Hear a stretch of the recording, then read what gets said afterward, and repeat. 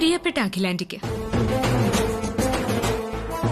പ്രിയങ്കയെ തോൽപ്പിച്ചതിന്റെ ആഹ്ലാദത്തിലായിരിക്കും അല്ല എന്റെ കല്യാണ മണ്ഡപത്തിൽ വെച്ച് ഗംഗ ഈ നാഗമടത്ത് പ്രിയങ്കയുടെ അനുജത്തിയാണെന്ന് കണ്ടെത്തിയതിന് പിന്നിലെ ബുദ്ധി സമ്മതിക്കണം.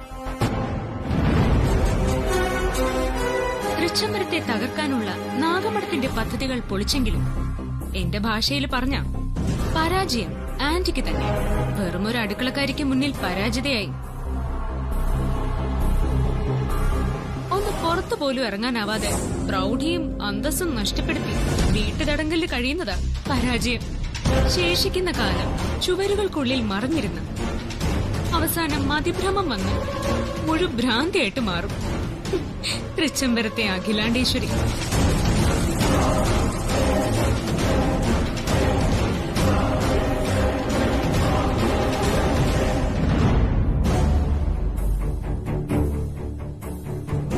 ആ രംഗം ഒന്ന് കണ്ണു നിറയെ കണ്ട് ആസ്വദിക്കാൻ നാഗമടത്തെ പ്രിയങ്കയും എത്തും. അതിനി അധികം സമയമില്ല. ശേഷം നേരിടും. വിശ്വസ്തയോടെ നാഗമടത്ത് പ്രിയങ്ക വർമ്മ.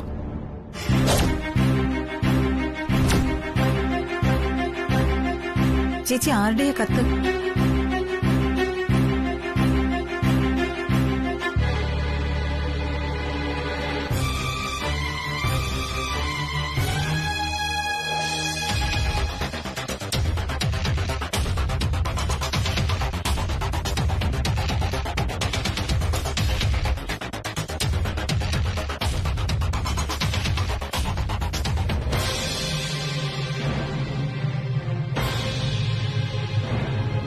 ചേച്ചി ഈ മുറിക്കകത്ത് തന്നെ അടച്ചുപൂട്ടിയിരുന്നു.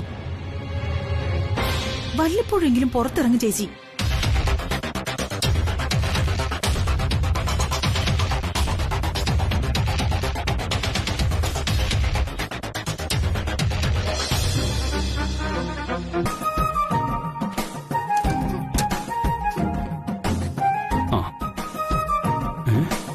അല്ല, ഈ ബുക്സ് ഈ കബോർഡിൽ എങ്ങനെ വന്നു? ഓ, ചിലപ്പോ പറന്നു വന്നായിരിക്കും. മനുഷ്യനെ ഇങ്ങനെ കളിയാക്കരുത് കേട്ടോ. പുസ്തകം പറന്നു വന്നു അത്രേ. എനിക്കറിയാം, ഞാൻ വേറൊരു അടുക്കളക്കാരി പെണ്ണായതുകൊണ്ടല്ലേ എന്നെ ഇങ്ങനെ വിഷമിപ്പിക്കുന്നേ. ഞാൻ പോവാ. നിക്ക്.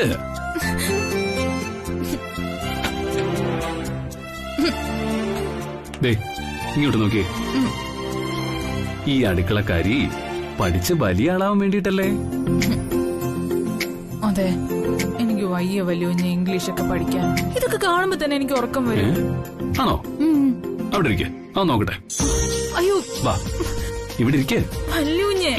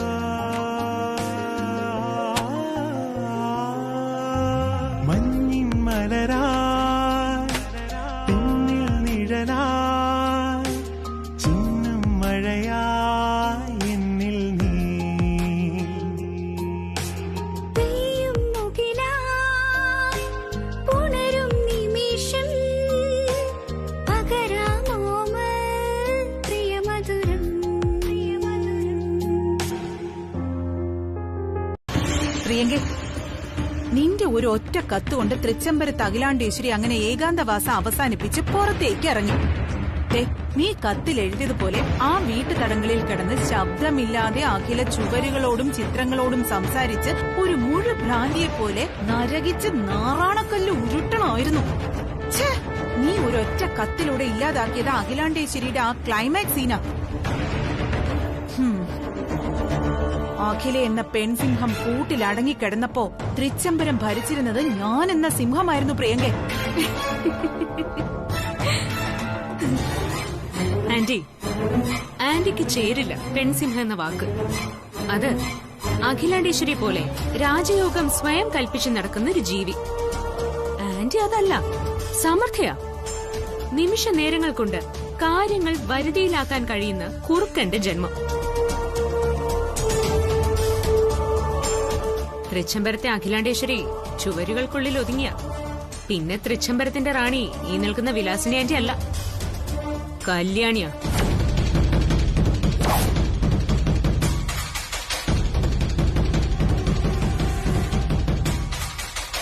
പ്രിയങ്കേ, അതെ ആന്റി, അവളുടെ കയ്യിലാ ആ രാജമുദ്ര. രാജമുദ്രയോ?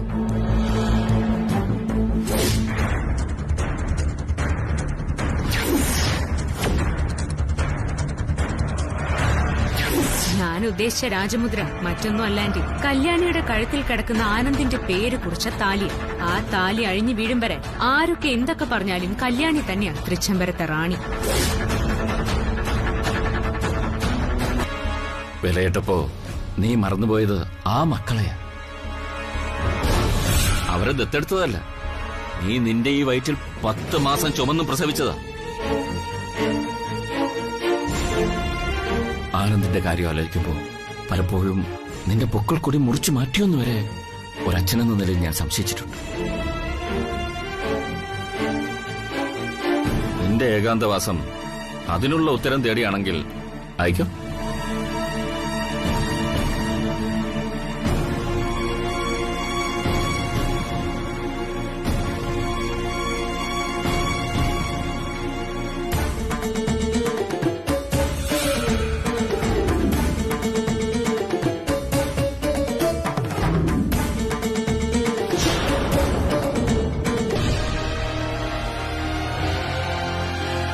ചേച്ചി ഇവിടെ വന്ന് കഴിച്ചോളാന്ന്.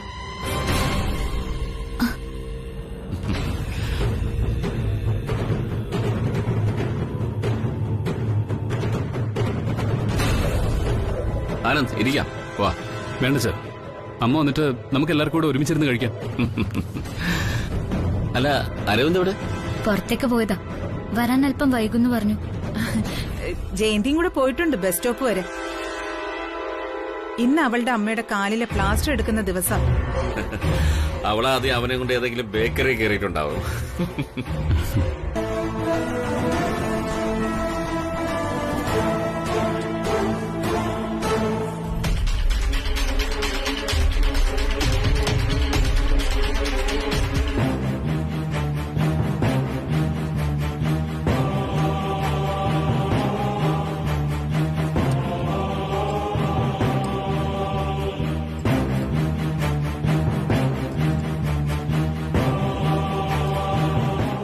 മതി. ആ, കല്യാണി ഇരിക്കേ.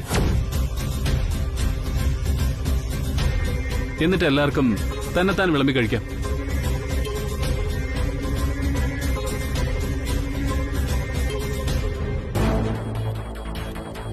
ആ, ഇരിക്കു കല്യാണി, ഇരിക്കേ.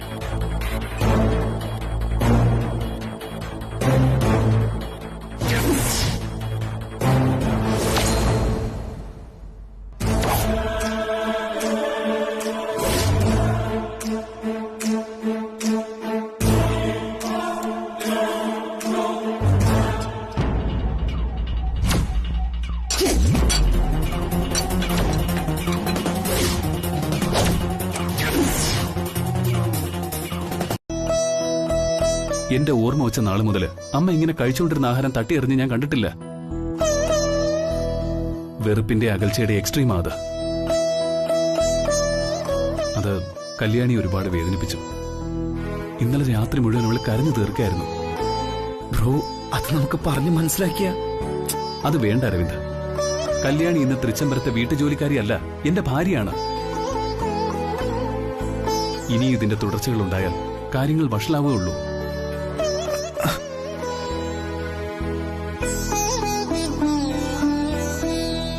നോക്ക്, ഞാനിപ്പോ ഒരു മകൻ മാത്രമല്ല, ഭർത്താവ് കൂടിയാ. പറഞ്ഞില്ലേ, അമ്മയുടെ വാശിയും കടുംപിടുത്തങ്ങളും അതേ ബ്ലഡാ എനിക്കും. അതാ ഇപ്പൊ എന്റെ ഭയവും. ഏതെങ്കിലും ഒരു നിമിഷത്തിൽ അമ്മ പ്രതികരിക്കുന്നത് പോലെ ഞാനും പ്രതികരിച്ച അതൊരു പൊട്ടിത്തെറി ഉണ്ടാക്കും ഈ വീട്ടിൽ. അതൊന്നും വേണ്ട.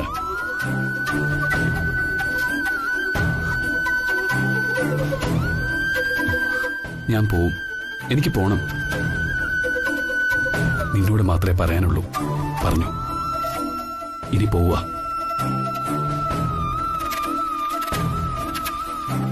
You take care and believe me, I love you a lot. A lot.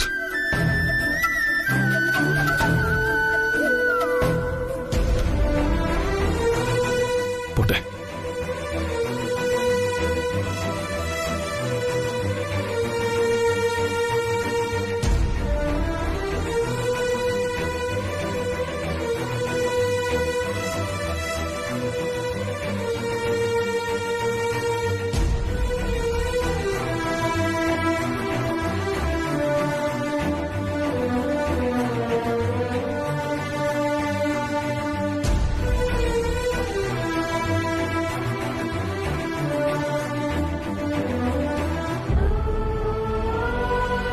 പകുതി കേട്ടു, പകുതി കേട്ടില്ല. എന്നാലും കാര്യം മനസ്സിലായി. നല്ല തീരുമാനം. അല്ല, നീ ഇവിടെ നിന്ന് എന്തൊക്കെയാ എടുത്തോണ്ട് പോകുന്നത്? പഴയ തുണികൾ, ഫയലുകൾ, കുറച്ച് കാശ്. അല്ല, അടുക്കള പാത്രം ഒന്നും എടുത്തോണ്ട് പോകില്ലല്ലോ അല്ലേ? പിന്നെ തുന്നിക്കെട്ടി വെച്ചിരിക്കുന്ന ഒരു പഴയ സാധനമുണ്ട് ഇവിടെ, ഒരു ഹൃദയം.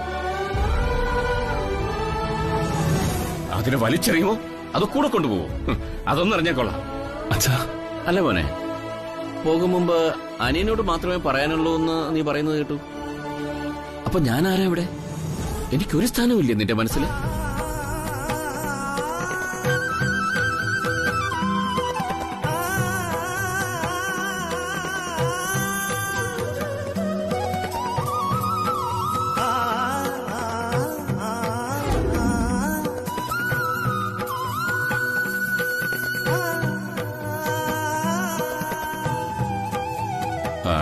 അരവിന്ദ്, ഈ തന്ത ചാവുമ്പോഴേ ബലികർമ്മങ്ങൾ നടത്തേണ്ടത് മൂത്ത മകനാണെന്നാണ് സങ്കല്പം. യവനിനി കാണില്ല. അപ്പൊ നീ വേണം അതൊക്കെ ചെയ്യാൻ.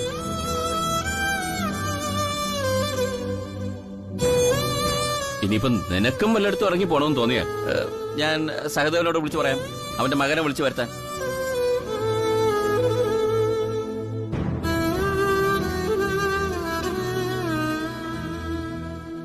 കർമ്മം ചെയ്യാതെ തന്തയുടെ ആത്മാവിനെ അലയാൻ വിടുന്നത് പാപമല്ലേടാ.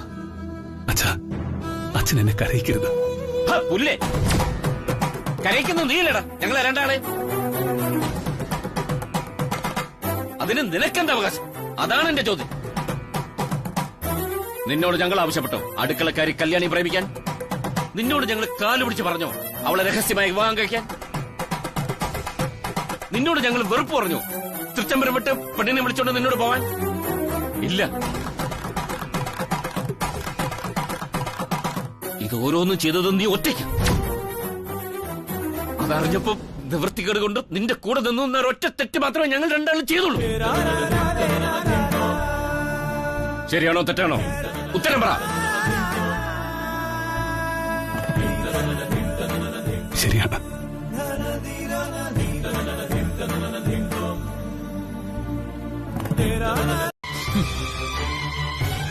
കൊള്ളാം, നീ നന്നായിട്ട് സംസാരിക്കുന്നുണ്ട്.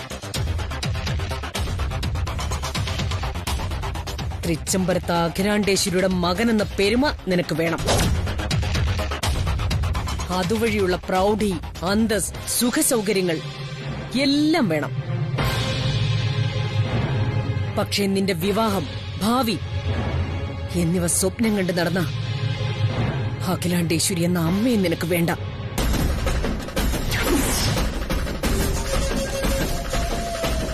എന്നേക്കാൾ നിനക്ക് വലുത് അടുക്കളക്കാരി കല്യാണിയല്ലേ? മതി, നിർത്ത് പ്ലീസ്. കല്യാണി അടുക്കളക്കാരിയല്ല, തൃച്ചംബരത്ത് ആനന്ദകൃഷ്ണന്റെ ഭാര്യ, തൃച്ചംബരത്ത് കല്യാണി. തൃച്ചംബരത്ത് ആനന്ദകൃഷ്ണനല്ല, വെറും ആനന്ദകൃഷ്ണൻ. ഓ, ഒരുപാട് വളച്ചൊടിച്ചിട്ടാണെങ്കിലും ഇപ്പോഴാ അമ്മ ശരിയായ പോയിന്റിലേക്ക് വന്നത്. അതെ, അത് ഞാനിവിടെ തിരുത്തുന്നു. തൃച്ചംബരത്തെ ആനന്ദകൃഷ്ണനല്ല, വെറും ആനന്ദകൃഷ്ണൻ. അങ്ങനെയുള്ള ആനന്ദകൃഷ്ണന് അമ്മ ഈ പറഞ്ഞ പ്രൗഢിയും പെരുമയും സമ്പത്തും ഒന്നും ഇനി ആവശ്യമില്ല. ഇപ്പോ ഇവിടെ വച്ച് എല്ലാം ഉപേക്ഷിച്ച് ഞാൻ ഇറങ്ങുക. ഇനി ആനന്ദ് ഗ്രൂപ്പ് ഓഫ് കമ്പനീസ് എന്ന ഈ കമ്പനിയിലേക്ക് ഞാനില്ല. ഞാൻ താലി കെട്ടിയ ഭാര്യയോടൊപ്പം, ആഹാരം കഴിക്കാൻ പോലും കൂട്ടാക്കാത്ത അമ്മയോടൊപ്പം ഇനി ഒരു നിമിഷം പോലും ഞാൻ ആ തൃച്ചംബരത്ത് ജീവിക്കില്ല. അതെ അമ്മേ, പോകുമ്പോ തൃച്ചംബരത്തെ നയ പൈസ പോലും കൊണ്ടുപോകത്തില്ല ആനന്ദകൃഷ്ണൻ. ആനന്ദ്,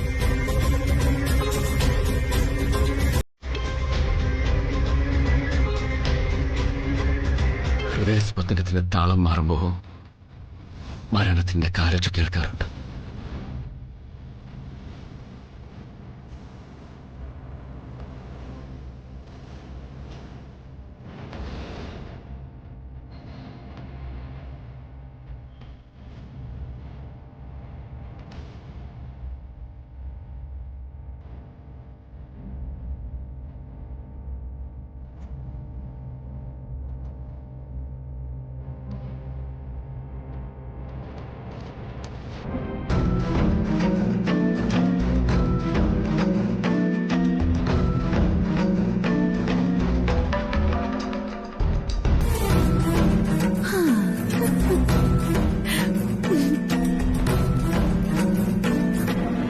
അതുകൊണ്ട്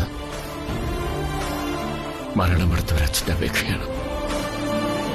എന്റെ മോൻ അച്ഛന്റെ കണ്ണത്തും ദൂരത്തുണ്ടാവണം.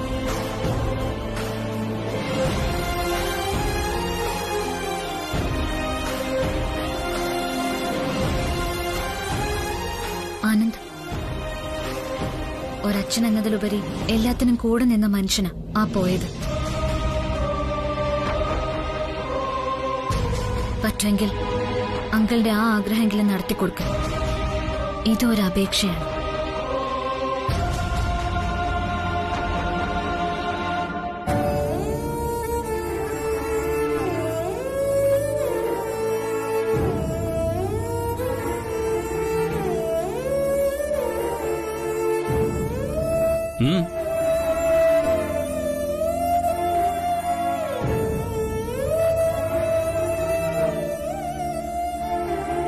നമ്മൾ എങ്ങോട്ടാ വല്യൂഞ്ഞെ? എനിക്കൊരപേക്ഷയുണ്ട്. ആ അച്ഛനെ തളർത്തരുത്. തൽക്കാലം നമുക്ക് ഔട്ട് ഹൗസിലേക്ക് പോയിക്കൂടെ?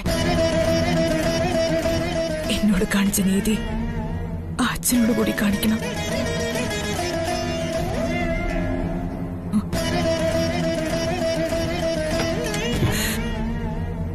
കാലി പിടിക്കാൻ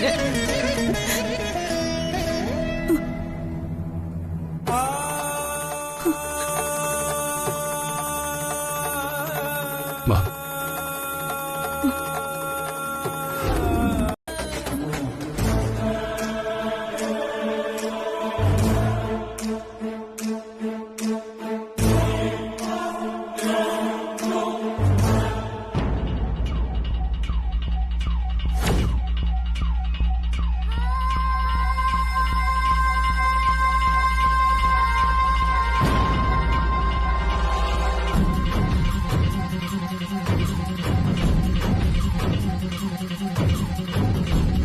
സന്തോഷായി എനിക്ക്. നമ്മൾ ഒരുമിച്ച് നിന്ന് തോൽപ്പിക്കും ആനന്ദിനെയും ആ അടുക്കളക്കാരിയെയും. ഒരർത്ഥത്തിൽ അവൻ അവളെയും വിളിച്ചോണ്ട് ഔട്ട് ഹൗസിൽ തന്നെ പോയത് നന്നായി. അവനെ കാണുമ്പോഴെല്ലാം അഖിലയുടെ മനസ്സിനേറ്റ മുറിവിൽ ചോര പൊടിയും. ആന്റി പറയുന്നതിനെ ഞാൻ പുറംകാലുകൊണ്ട് തട്ടിയെറിയൊന്നുമില്ല. ഒന്ന് നോക്കിയാ അത് ശരി തന്നെയാ. പക്ഷേ കണ്ണകലുമ്പോൾ മനമകലുമെന്നൊരു ചൊല്ലുണ്ട്. അതുകൊണ്ട് അഖിലയും മകനും പൂർണ്ണമായും വേർപിരിയണം. അതെ ആന്റി, ആൾക്കൂട്ടത്തിൽ ഒറ്റപ്പെട്ടു പോയ അവസ്ഥ ഉണ്ടാവണം അഖിലയ്ക്കും ആനന്ദിനും. പ്രിയങ്കെ, നീ ഉദ്ദേശിക്കുന്നത്? തൃച്ചംബരത്തെ അഖിലാണ്ടേശ്വരിയുടെ ഒരു ചുക്കും വേണ്ടാന്ന് പറഞ്ഞ് ATM കാർഡും പണവും മുഖത്തേക്ക് വലിച്ചെറിഞ്ഞ ആനന്ദ് ഔട്ട് ഹൌസിൽ നിന്നും പുറത്താവണം. അതിപ്പോ പ്രിയങ്കെ വഴിയുണ്ട് ആന്റി. ഞാൻ പറയും പോലെ ആന്റി കാര്യങ്ങൾ ചെയ്താൽ മാത്രം മതി. ആ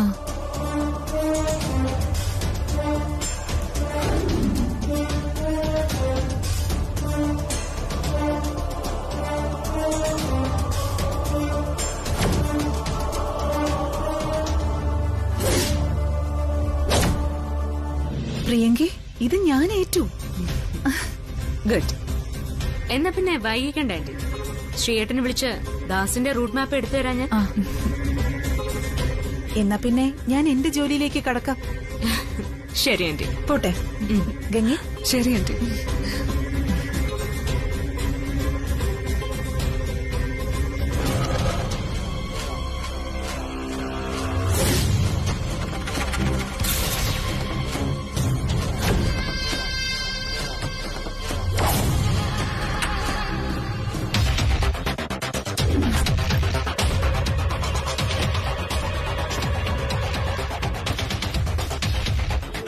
എന്താ നീ വരുന്നില്ലേ?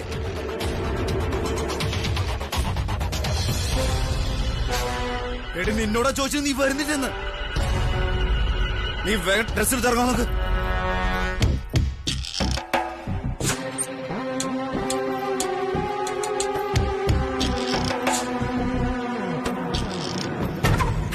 അരവിന്ദ്, എന്തൊക്കെയായി കാണിക്കുന്നത്?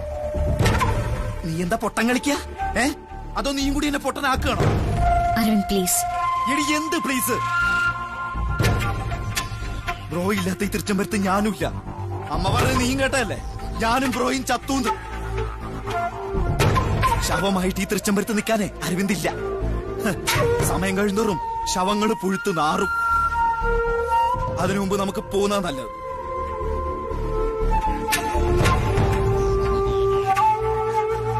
എവിടേക്ക്? നിന്റെ വീട് ഒഴിച്ച് വേറെ എവിടേക്കും. എന്തേ? അരവിന്ദ്, ആന്റി ഇപ്പൊ അങ്ങനെയൊക്കെ പറഞ്ഞെന്ന് വെച്ച് ഈ എടുത്തുചാട്ടം നല്ലതിനല്ല. ഞാൻ മരിച്ചുപോയി അമ്മ പറഞ്ഞപ്പോഴേ ഞാനും അമ്മയായിട്ടുള്ള ബന്ധം അവിടെ വെച്ച് അവസാനിച്ചു. ആത്മാവില്ലാത്ത ശരീരം ജഡോ. ആ ജഡ ഇവിടെ കിടന്ന് ചീഞ്ഞു നാറണ്ട. നീ തൃച്ചംബരത്തെ മകളൊന്നുമല്ല, മരുമകളാ. മനസ്സിലായ? മകന് അമ്മയുണ്ടെങ്കിലേ മരുമകൾക്ക് അമ്മായമ്മയുള്ളൂ. എനിക്ക് അങ്ങനെ ഒരു ബന്ധം ഇല്ല. നിനക്കും. വാറങ്ങ്, നിന്റെ ബുക്കും കോപ്പൊക്കെ എടുത്തോ. ഞാൻ എങ്ങോട്ടും ഇല്ല. ഒരു വാക്കുകൊണ്ട് അരവിന്ദ് എല്ലാം അവസാനിപ്പിച്ചതുപോലെ എനിക്ക് അവസാനിപ്പിക്കാൻ പറ്റില്ല. കാരണം ഞാൻ വലതുകാലം വെച്ച് കയറിയ വീടായത്. നിങ്ങൾ അമ്മയും മക്കളും തമ്മിലുള്ള യുദ്ധത്തില് സർവവും തകർന്ന് താഴെ ഇരിക്കുന്ന ഒരു സ്ത്രീ ഉണ്ടല്ലോ, അരവിന്ദ് ഇപ്പൊ അമ്മയല്ലെന്ന് പറഞ്ഞ ആ സ്ത്രീ, അവരെന്റെ അമ്മായി അമ്മയാ. എന്നെ സ്വന്തം മകളെ പോലെ സ്നേഹിക്കുന്ന എന്റെ അമ്മായി അമ്മ. വലിയ ബുധനേറ്റി.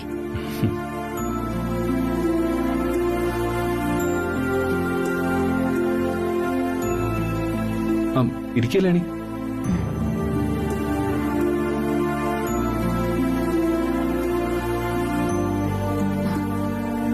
കുടിക്ക് വലിയുഞ്ഞ്. വലിയുഞ്ഞിന് പുതിനാറ്റി ഇഷ്ടാണെന്ന് പറഞ്ഞപ്പോ അനിയൻ കൊണ്ടും പുതിനാറ്റി കുടിക്കണമെന്നൊരാഗ്രഹം.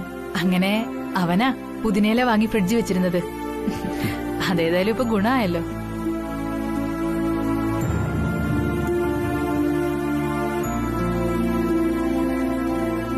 തൃച്ചംബരത്തെ ടേസ്റ്റ് ഇല്ല അല്ലേ?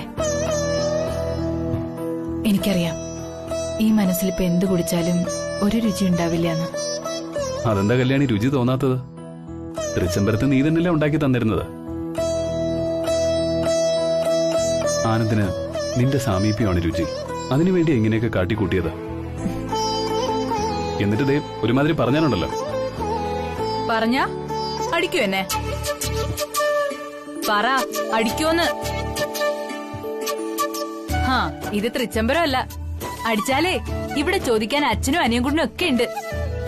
ഓഹോ, ഓ,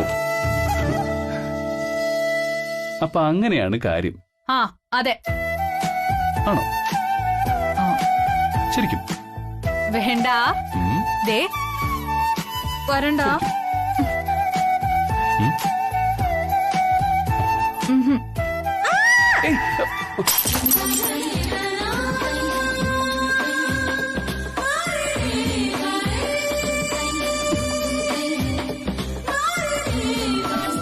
ഞങ്ങളുടെ രക്തത്തിൽ പിറന്ന മകനെ എന്താ അവനെ ഔട്ട് ഹൗസ് ഒന്ന് ഇറക്കി വിടാൻ പറ്റുമോ ദാസിന്? പറ്റുമെങ്കിൽ പോയി അടിച്ചിറക്ക്. സാർ, ദാസ്, അവൻ പിറന്നത് തൃച്ചംബരത്ത് അഖിലാണ്ടേശ്വരിയുടെ വയറ്റില. അതേ വാശിയും കടുംപിടുത്തമാ അവനും. അങ്ങനെയുള്ള തൃച്ചംബരത്ത് ആനന്ദകൃഷ്ണൻ അച്ചുവിട്ടി താമസത്തിന് പോകുമെന്ന് കരുതുന്നുണ്ടോ ദാസ്? ദാസ്, ഞാൻ എന്റെ മകനോട് യാചിച്ചിട്ടാ. എനിക്കെപ്പോഴും അവനെ കണ്ണെത്തും ദൂരത്ത് കാണണമെന്ന് പറഞ്ഞിട്ടാ അവനതിന് തയ്യാറായത്. അവൻ ഔട്ട് ഹൗസിൽ കല്യാണിയും കുട്ടി താമസിക്കാൻ തയ്യാറായിട്ടുണ്ടെങ്കിൽ ഏത് നിമിഷവും ഹൃദയം നിലച്ചു പോകാവുന്ന ഈ അച്ഛന് വേണ്ടി ചെയ്യുന്ന ഒരു ത്യാഗമെന്ന് ഞാൻ പറയും. അതുകൊണ്ട് ദയവ് ചെയ്ത് ദാസ് അവനെ. മതി സാർ, സാറിന്റെ മുമ്പില് വേണ്ട. ദാസ്, ജീവിതത്തിൽ നമുക്കിഷ്ടമില്ലാത്ത പലതും സ്വീകരിക്കേണ്ടി വരും. ഒട്ടും ഇഷ്ടപ്പെടാത്ത ജീവിത മുഹൂർത്തങ്ങളിലൂടെ കടന്നുപോകേണ്ടി വരും. ഇഷ്ടമുള്ളതിന് വേണ്ടെന്ന് വെക്കാനും ഇഷ്ടമില്ലാത്തതിന് സ്വീകരിക്കാനും ചിലപ്പോൾ നമ്മൾ നിർബന്ധിതരാകും. അങ്ങനെ ചെയ്യുന്ന ത്യാഗത്തിനാണ് മഹത്വം.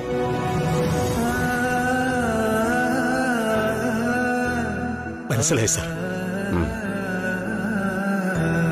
ഞാനങ്ങോട്ട്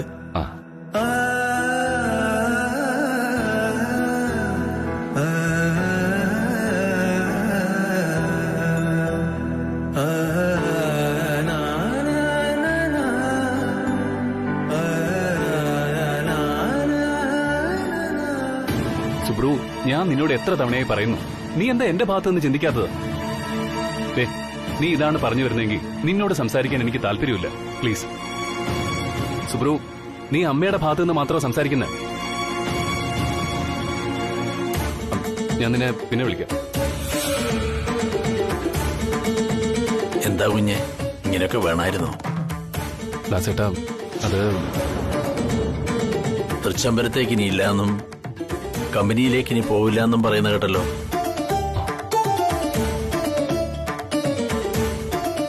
എങ്ങനെ ജീവിക്കും കുഞ്ഞെ? തൃച്ചംബരത്ത് വായിൽ സ്വർണ്ണക്കരണ്ടിയുമായി ജനിച്ചതുകൊണ്ട് ജീവിതത്തിന്റെ ഒരു വശമേ കുഞ്ഞ് കണ്ടിട്ടുള്ളൂ. അതിനൊരു മറുവശം കൂടിയുണ്ട്. പട്ടിണി കിടക്കുമ്പോ മുണ്ട് മുറുക്കിയെടുത്ത് ജീവിക്കേണ്ടി വരുന്ന മറുവശം. അതൊന്നും കുഞ്ഞിതുവരെ കണ്ടിട്ടോ പരിചയപ്പെട്ടിട്ടോ ഇല്ല. വാശിയും വാശിപ്പുറത്തുള്ള ജയവുമല്ല ജീവിതം.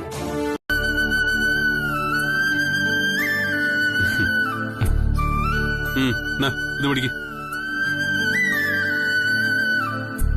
എന്താ ഇത്? ഇതൊന്നും എനിക്ക് വേണ്ട. ഞാൻ നിന്നോട് ആവശ്യപ്പെട്ടോ ഇതൊക്കെ? ആവശ്യപ്പെട്ട് തരുന്നവനല്ല ചങ്ങാതി, ആവശ്യം അറിഞ്ഞ് സഹായിക്കുന്നവനാ. എനിക്ക് വേണ്ട.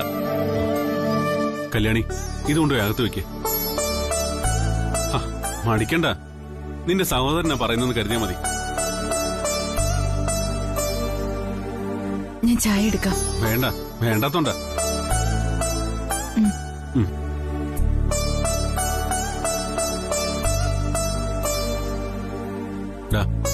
സാരമില്ല, എല്ലാം ശരിയാവും. ഞാനുണ്ടോ കൂടെ.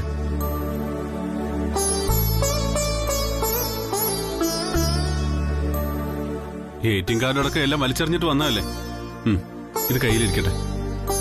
വേണ്ട സുബ്രു, നിന്റെ കയ്യിൽ നിന്ന് വാങ്ങുന്നതിലുള്ള കുറച്ചിലുണ്ടെന്നുമല്ല. ഇപ്പൊ ഇത് വാങ്ങിയാൽ എനിക്ക് സ്വയം തോറ്റുപോയെന്നൊരു തോന്നൽ വരും. അത് പാടില്ല. ആവശ്യമുള്ളപ്പോ വാങ്ങിച്ചോളാം. എന്താടാ ഇത്? എന്റെ കയ്യിൽ നിന്ന് നിനക്ക് വാങ്ങിക്കുന്നതിന് കുറച്ചല്ലോ. ഏയ്, ഇക്കാര്യത്തിൽ എന്നെ നിർബന്ധിക്കരുത്. ഓക്കെ, എന്നാ ഞാൻ ഇറങ്ങട്ടെ. ശരിടാ. ശരി, വിളിക്കാം.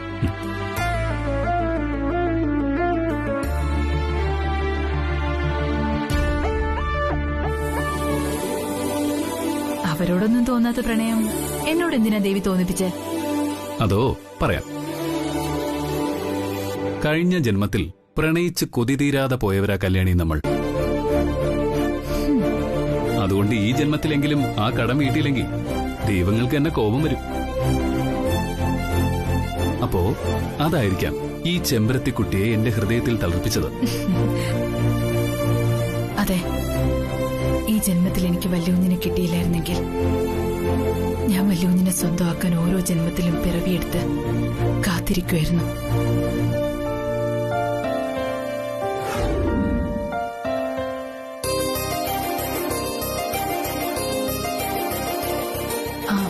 ലൈറ്റ് ഓഫ് ചെയ്യട്ടെ?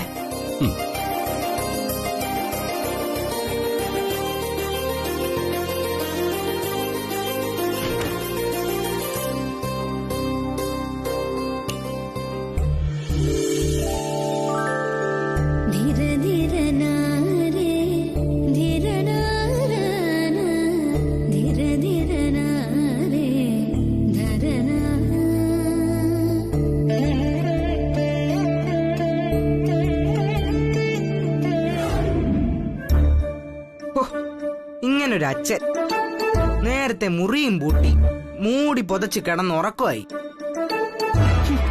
ഞാൻ അവിടെ കിടക്കൊന്ന് വല്ല ചിന്തയുണ്ടോ? വിഷു അല്ലേ, കണി ഒരുക്കണ്ടേ എന്നൊക്കെ ചോദിച്ചപ്പോ കടിച്ച് കീറാൻ വരില്ലായിരുന്നോ? ഇങ്ങനൊരു അച്ഛൻ.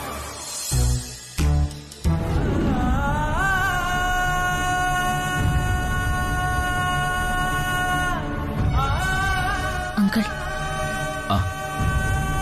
എന്താ മോളെ, ഉറങ്ങില്ലേ നീ? അരവിന്ദ് ഇതുവരെ എത്തിയിട്ടില്ല അങ്കിൾ. ഫോൺ വിളിച്ചിട്ട് സ്വിച്ച് ഓഫ് പറയുന്നേ. അവനിങ്ങ് വരും. വല്ല ഫ്രണ്ട്സിനെ കാണാൻ പോയതായിരിക്കും. കൂട്ടുകാർക്ക് ഒരു കുറവില്ലല്ലോ അവന്. മോള് വെറുതെ ടെൻഷൻ ആവണ്ട, പോയി കിടത്തണം. അല്ല, അവൻ ഫോൺ എറിഞ്ഞ് പൊട്ടിച്ചതാണല്ലോ. പിന്നെ ഏത് ഫോണിലാ വിളിച്ചത്? അവൻ ഫോണൊക്കെ വേറെ വാങ്ങി അങ്കിളെ. അങ്കിളെ, എനിക്കെന്തോ വല്ലാത്തൊരു ടെൻഷൻ. ആനന്ദിന്റെ ഇറങ്ങിപ്പോക്ക് അങ്കിളിന്റെ മനസ്സിൽ ഏൽപ്പിച്ച മുറിവിന്റെ ആഴം വളരെ വലുതാണെന്ന് എനിക്കറിയാം. സങ്കടങ്ങൾ തുറന്നു പറയാൻ ആരെങ്കിലൊക്കെ ഉണ്ടാവുമ്പോഴാ നമ്മൾ ഭാഗ്യമുള്ളവരാവുന്നത്. ചിലർ മൗനം കൊണ്ട് നമ്മൾ തോപ്പിക്കാറുണ്ട്. അതറിയില്ല എന്റെ മരുമകൾക്ക്. ആ മൗനത്തിന് ഒഴിവാക്കൽ എന്നൊരർത്ഥം കൂടി ഉണ്ട് അങ്കിള്. അഖിലാന്റി നമ്മളെ മൗനം കൊണ്ട് ബോധപൂർവ്വം ഒഴിവാക്കാൻ ശ്രമിക്കാം. ഒരു കാര്യം എനിക്ക് ഉറപ്പാ, ആനന്ദ തൃച്ചംബരത്തുനിന്ന് പോയതിന്റെ ആഘാതം എല്ലാരെക്കാളും കൂടുതൽ അരവിന്ദനാ. ആനന്ദില്ലാത്ത തൃച്ചംബരത്തെക്കുറിച്ച് പാവ അരവിന്ദന് ചിന്തിക്കാൻ കൂടി പറ്റില്ല.